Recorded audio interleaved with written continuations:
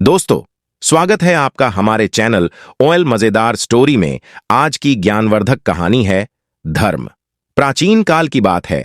दक्षिण भारत के एक राज्य में एक धर्मात्मा राजा कृष्णदेव का शासन था। उनकी प्रजा उनसे अत्यधिक प्रेम करती थी क्योंकि राजा का दान पुण्य और धर्म पालन प्रसिद्ध था।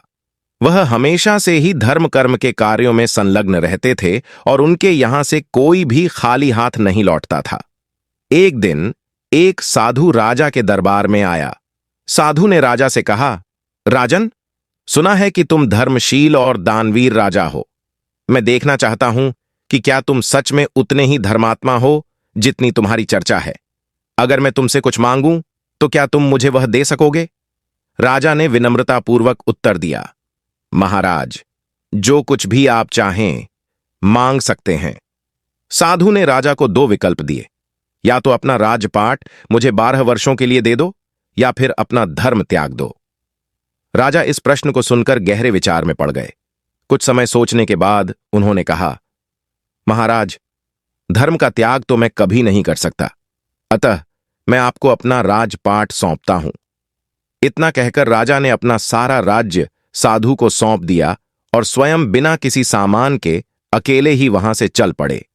राजा चलते चलते एक सुंदर बगीचे में पहुंचे। वहां एक कुआं और प्याऊ भी था जिससे वह विश्राम के लिए ठहर गए। वहां उनकी नजर एक सुंदर घोड़े पर पड़ी जिसके पास एक राजकुमारी बैठी हुई रो रही थी। राजा को उस पर दया आई और उन्होंने पूछा, तुम क्यों रो रही हो?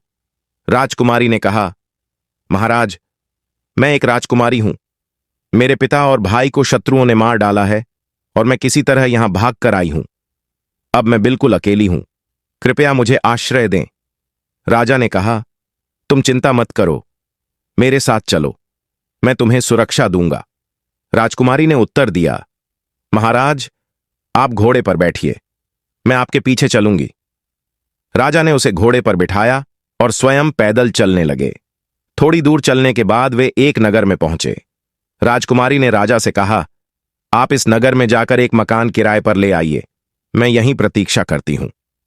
राजा ने कहा, मेरे पास तो एक भी अशर्फी नहीं है, मकान कैसे किराए पर लूंगा? राजकुमारी ने उसे 10 मोहरें दी और कहा, आप चिंता मत करें, यह लीजिए। राजा ने मकान किराए पर ले लिया और राजकुमारी को वहां सुरक्षित ठहरा दिया। फिर वह उसके लिए भोजन सामग्री लेकर आए। राजकुमारी ने भोजन तैयार किया और राजा से पहले खाने को कहा। राजा ने पहले उसे खाने के लिए कहा, लेकिन राजकुमारी ने विनम्रता से कहा, महाराज, पहले आप भोजन कर लीजिए, मैं बाद में खा लूंगी।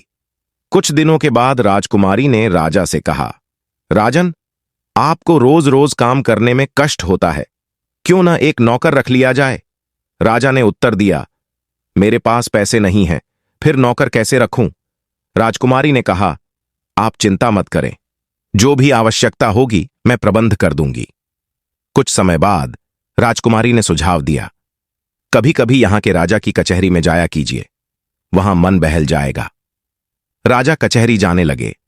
वहां के राजा ने सोचा कि शायद यह किसी मंत्री का संबंधी होगा, इसलिए उसने कुछ नहीं पूछा। मंत्री भी यह सोचकर चुप रहे कि यह कोई महत्वपूर्ण व्यक्ति होगा। एक दिन उस नगर के राजा और मंत्रियों ने आपस में चर्चा की और उस अजनबी व्यक्ति के बारे में जानने का प्रयास किया। राजा ने उससे परिचय पूछा तो राजा कृष्णदेव ने अपनी सारी कहानी सुनाई। उसकी धर्मप्रियता सुनकर नगर के राजा ने उसका बहुत सम्मान किया और अपने मुकुट को उसके सिर पर रख दिया। नगर के राजा ने अपने मित्र के सम्मान में पूरे नगर को भोज पर आमंत्रित किया। कृष्णदेव ने यह बात राजकुमारी को बताई। राजकुमारी ने कहा, आप चिंता मत करें, आप पूरे नगर को भोज पर बुला सकते हैं। नगर का राजा यह सुनकर हैरान था। उसने सोचा कि यह कैसे संभव है। उसने सिपाहियों को भेजकर भोज की तैयारी की जांच करने को कहा। सिपाही लौटकर आए और बताया कि वहां कोई तैयारी नहीं थी। नगर का राजा यह सोचकर हंसा कि कृष्णदेव ने असंभव करने की ठानी है। राजा कृष्णदेव चिंता में पड़ गए, लेकिन राजकुमारी ने कहा, आप उस बगीचे में जाएं जहां से आप मुझे लाए थे, वहां जाकर देखिए। राजा ने घोड़े पर चढ़कर बगीचे की ओर प्रस्थान किया। वहां उन्होंने देखा कि संपूर्ण देवता वर्ग भोज की तैयारी में लगा हुआ था। अद्भुत ऐश्वर्य और वैभव देखकर राजा आश्चर्यचकित रह गए। अगले दिन नगर के राजा सहित सभी लोगों ने अद्भुत भोज का आनंद लिया। नगर का राजा भी चकित हो गया और कृष्णदेव की भूरी भूरी प्रशंसा की। भोज समाप्त होने के बाद देवता अंतर्ध्यान हो गए। तब राजकुमारी ने राजा कृष्णदेव से कहा, राजन, आपने साधु को कितने समय के लिए अपना राज्य सौंपा था? अब उस समय का अंत हो चुका है। आप अपने राज्य में लौट जाइए और पुनः अपना शासन संभालिए। राजा ने कहा, देवी, मैं आपको छोड़कर कैसे जाऊंगा? तब राजकुमारी ने कहा, राजन, मैं आपकी स्त्री नहीं बल्कि आपका धर्म हूं। जब आपने धर्म का त्याग नहीं किया तो मैं भी आपके साथ रही और आपको कोई कष्ट नहीं होने दिया। अब आप अपने राज्य में लौटें और अपना धर्म निभाते रहें। दोस्तों, यह कहानी हमें सिखाती है कि धर्म के प्रति निष्ठा ही जीवन की वास्तविक सफलता और सुख का मार्ग है। धर्म का पालन करने वाला व्यक्ति चाहे कितनी भी कठिन परिस्थितियों में क्यों न हो, वह कभी पराजित नहीं होता। धर्म से व्यक्ति न केवल भौतिक सफलता प्राप्त करता है बल्कि जीवन की गहराई और सत्य को भी समझता है। धर्म विहीन जीवन अधूरा और अराजक होता है, लेकिन धर्म का साथ व्यक्ति को हर चुनौती से पार करवा सकता है।